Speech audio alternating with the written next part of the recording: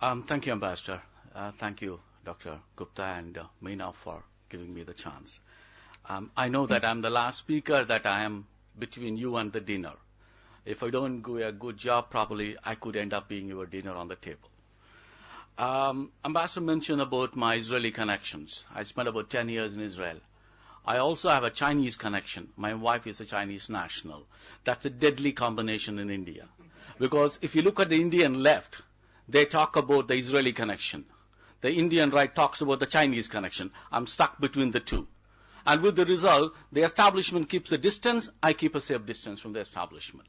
So what I'm going to say today is my understanding of it. I may be right, I may be wrong, but I'll not give you a spin. But if you look at India's response in the last 2 years, we never made any official statement on the Arab Spring against any country for that matter. So I need to reconstruct from whatever little was said or unsaid. But having said that, I can say with a degree of humility that India was less hypocritical than most of the countries in the world. If you look at some countries, they support a regime in one case, they support the protesters in another case, or vice versa. At least in the Indian case, we did not indulge in that. And the title says, Self-Appointed Frontrunner for the UN Security Council. That is a colorful expression used by Secretary of State Hillary Clinton in one of the internal memos which was subsequently leaked to the WikiLeaks. That actually sums up the Indian situation.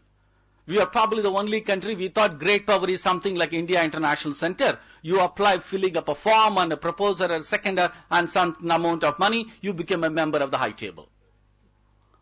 That shows our historical understanding of how a great power is made. Having said that, quite a lot of people were arguing that India should be very forceful, it should take a leadership role in the Arab Spring. But if you look at what India has done in the last 2 years, it's one of the most sensible things we ever probably did since 1947. We stopped giving sermons for a change. And I think that is what I'm going to explain and why and how that position came about. If one looks at India's interests, is indifference an option for India? What is happening in Arab Spring is, I'm not an Arab, I have nothing to do with that. Can India remain indifferent towards that? You may be even tempted to suggest such an option. If you honestly look at India, number of people who actually made Middle East, as I prefer to call the region, a lifetime job is probably 2 dozens, not more than that. In a country of 1 billion people, you will not find a large number of people. For them, Middle East is their bread and butter. Not many people. If you look at Indian official establishment, it's very nice to say Middle East is important in everything.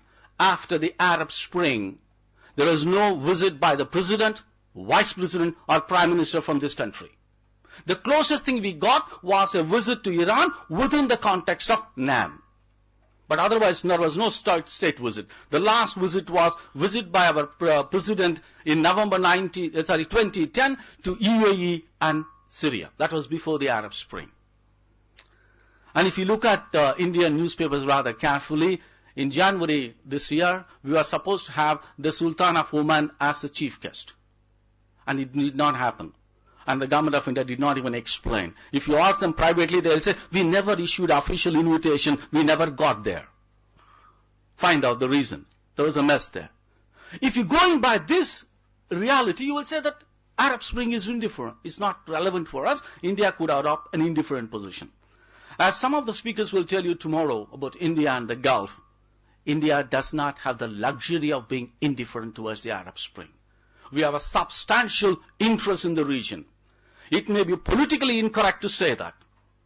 But I can say that the Middle East is far more important than India's immediate neighborhood. South Asia for me is a strategic liability.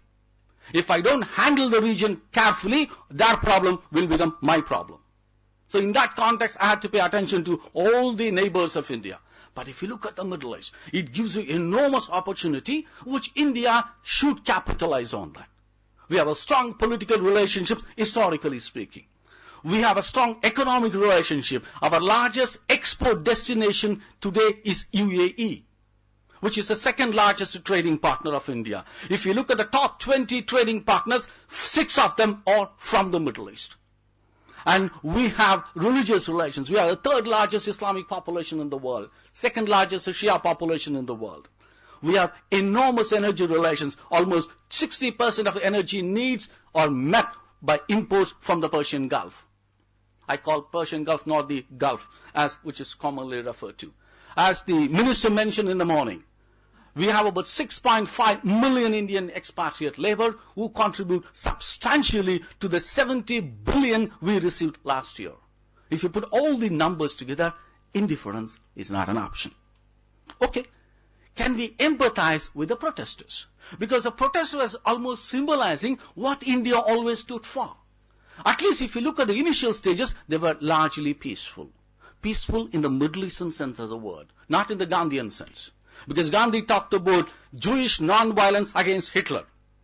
I'm not talking in that sense of the word. I'm talking about the Middle East sense of the word, when most rulers either die in office or removed through a bullet. Otherwise, you never see a change of power. Probably Arafat was the first leader to be elected by popular votes in the Middle Eastern countries. Otherwise, you know that he was the first one, 1996. So, in that context, the Arab Spring was peaceful, at least in the initial stages. Eventually, the regimes were not willing to accommodate them, then it turned violence. So, you can say that. What were their demands? They were simply demanding the basic things: good governance, accountability, a reform. If you look at a larger context, they were simply asking about an inclusive polity. And that is the tragedy of the Middle East.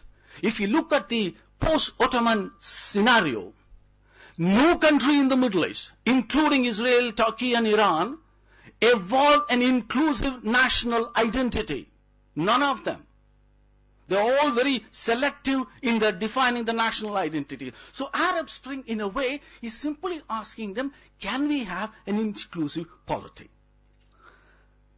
But in that case, can we empathize with the protesters? That's not an option. Because democratic promotion is never Indian foreign policy agenda. We never tried that, even though the concept of democracy was very briefly touched upon when India was in power. That was never a foreign policy objective of India. That's also because democratic promotion has its own problems. Our own track record is not very impressive. People will tell you a decade later, in Kashmir, there was a single-digit voting. At that time, you ask, everything was more than 50% everything. You know, we take our own time to come to terms with truths and facts. So that said, democracy promotion is completely out of the question, because you'll get into a lot of problems. It comes with a human rights record, and Indian record is not very impressive either. So if you say that, so we do not have the luxury of empathizing with the protesters. Okay, can we support the status quo? Why get into all these things? And these people are not going anywhere. There is no definite leadership. So therefore, why can't we simply support the regime? That is also suicidal. Because if you look at it, with the sole exception of Qatar, every country witnessed widespread popular discontent in some form or the other. Qatar was probably an exception because it's the highest per capita country in the world. No other reasons. In that situation, when the rulers are unpopular in their own countries, India simply ill afford to befriend any of them. Okay, there were exceptions. If you go back and check all the Indian papers before 2010, you will find out what you would call the prince in India, Rahul Gandhi, met Gamal Mubarak. And Saif Gaddafi was in Delhi. So we were no better than other countries. Now today nobody is willing to talk about them. These are all official meetings. It is done by government and MEA, and everybody was party to these arrangements. So in that situation, can we continue the status quo? You can't. Because if the rulers are unpopular, there is simply no other option for India to side with them. In those circumstances, what do you do?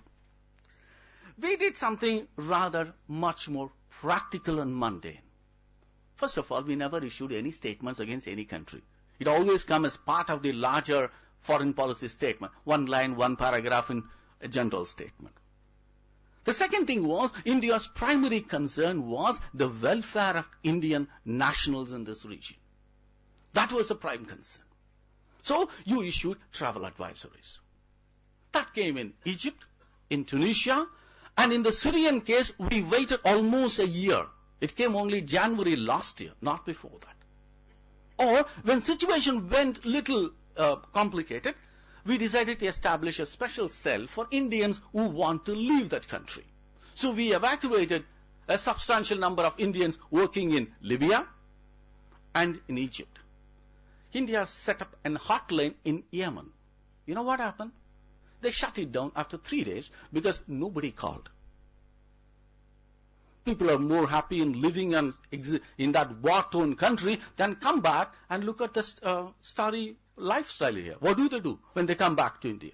So therefore they are more happy living in Yemen than accepting Indian SOS and coming back to it.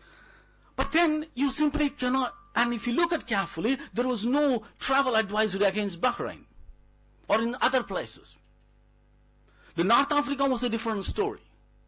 But if you look at the Gulf countries, that is where bulk of India's 6.5 million Indians who expatriate laborers work.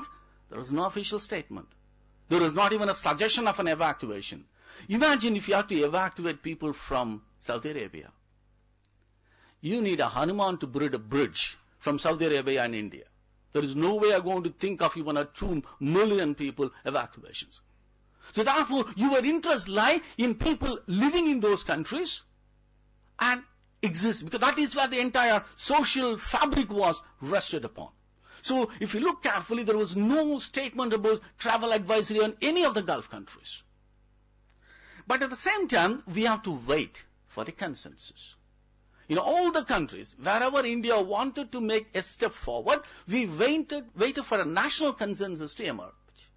Somewhere in February 2011, our foreign minister, during an interaction with the media persons, says, President Mubarak should listen to the voice of the Egyptian people. By then it was very clear the Indians have been evacuated from Egypt, and the bulk of the Egyptian population is against Mubarak. It is very clear. Almost overwhelming majority of people were in Tahrir Square and want Mubarak go. In those circumstances, India made a very tacit statement. And if you go back and find it in MEA website, you will not find that statement. You have to find it in a newspaper because it's a press briefing informally done. You will not even find that statement in the MEA website. Because we were extremely careful in making any statement which will be construed as an interference in the internal affairs of a sovereign state. Why? Because if you do that, tomorrow morning somebody will say the same thing about Kashmir. So therefore, this is one way of protecting any possible repercussions on these issues. The second thing we did at the region was that we waited for a regional consensus. If you recognize the situation on the ground in certain countries were very fluid. For instance, in the case of Libya or in Syria. So we waited for some amount of regional consensus to emerge. Indian support in favor of a direct or indirect UN action was preceded by the Arab League and the African Union making a strong statement against no-fly zone. It was only then India decided to make a position on Libya. The same situation in Syria. India did not make any statements about Syria when everybody knew there was widespread violence within Syria. But only after general Arab League position in favor of a direct or indirect external intervention, India decided to support the UN Security Council resolution. But then when the issue was brought before the General Assembly, India said it is not balanced because you only talk about the military by the regime, not by the opposition forces. Therefore, when Saudi Arabia decided to move a resolution, India simply did not support that position. This is the context in which you have to look at India's aspiration for a great power. It is, if you look at mere statement, that's one thing. If Arab Spring is an indication, India's aspiration will be accompanied by very calculated, realistic positions, not by rhetoric, not by emotional argument, not by simply moral judgment. It will be simply governed by realism. and hardcore arguments. And in that sense, the government was more sensible than most of the intelligentsia in this country. They were simply arguing about either focusing on the American double standards. What are they saying in Libya and Syria, but not in Bahrain? That is how Indian intellectuals were arguing. The American double standards vis-a-vis Bahrain and Syria. But the government was probably more sensible than all of us put together. They are saying that if you are in trouble, go back to the ancient Indian saying. Sometimes silence is golden. Thank you very much.